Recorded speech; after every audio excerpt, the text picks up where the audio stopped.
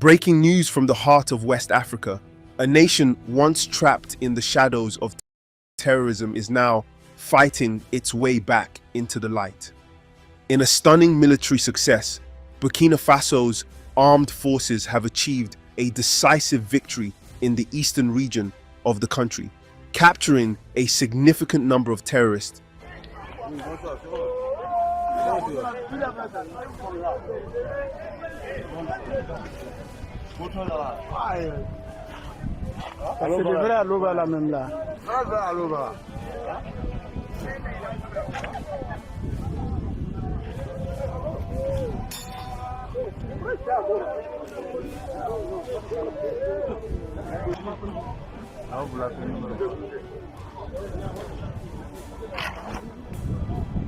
And neutralizing over 100 enemy combatants.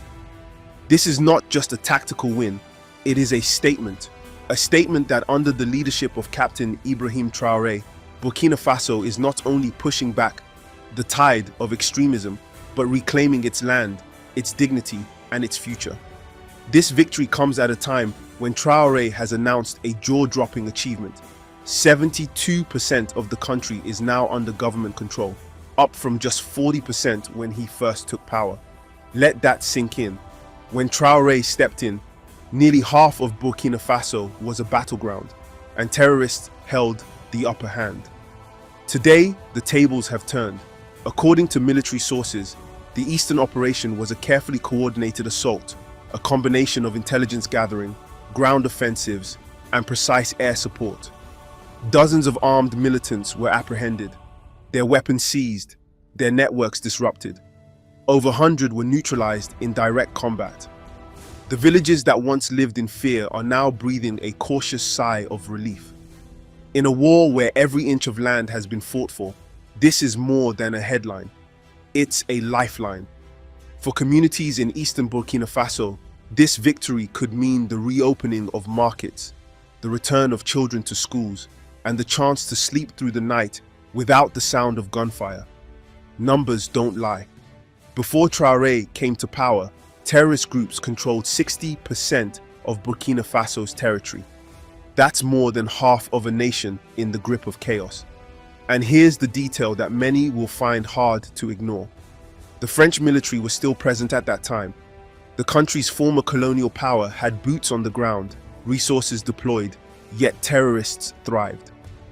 Fast forward to today, the French forces have been told to leave.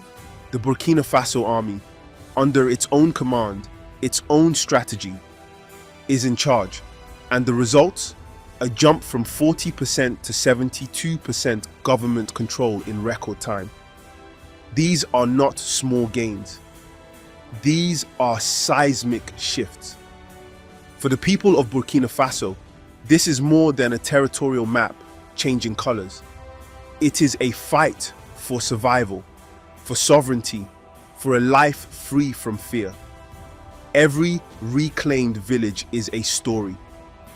A mother reunited with her children, a farmer returning to his fields, a teacher walking back into a classroom without the shadow of armed men at the door. Traoré's leadership has become a rallying point.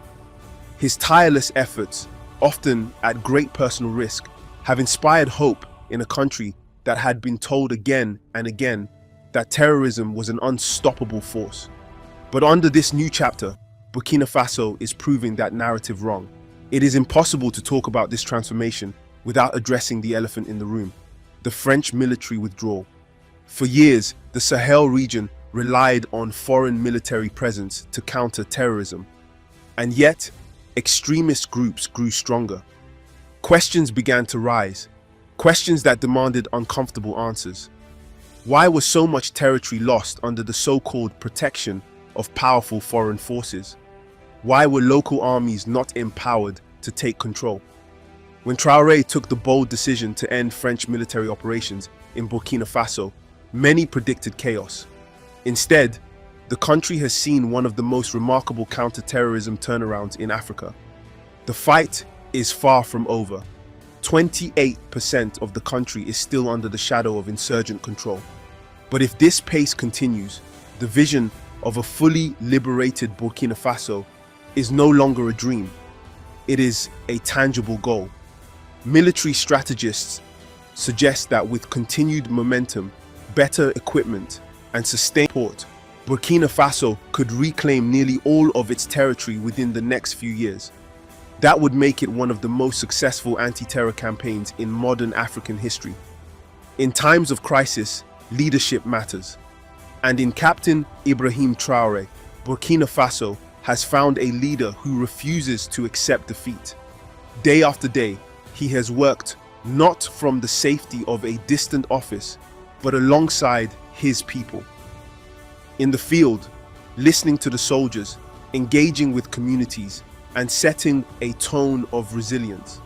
His strategy has been clear. Take ownership of the fight, rely on your own strength, and never bow to foreign pressure when your nation's survival is at stake.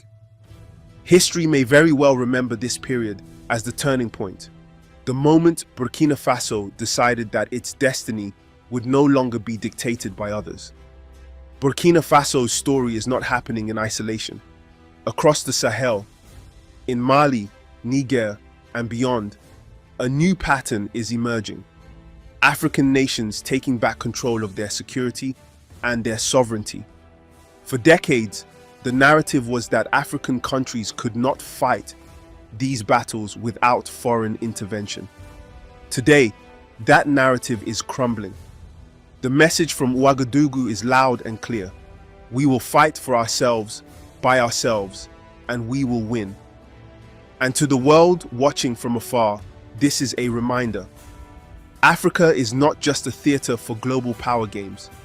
It is a continent of nations determined to protect their people and shape their own future. In the eastern part of Burkina Faso, the dust from the battlefield is settling. The sound of gunfire has faded, replaced, at least for now, by the hum of life returning. But this is not the end of the story. It is a chapter in a larger struggle, one that will test the endurance, the courage, and the unity of an entire nation. Captain Ibrahim Traoré has promised to free Burkina Faso from the grip of terror.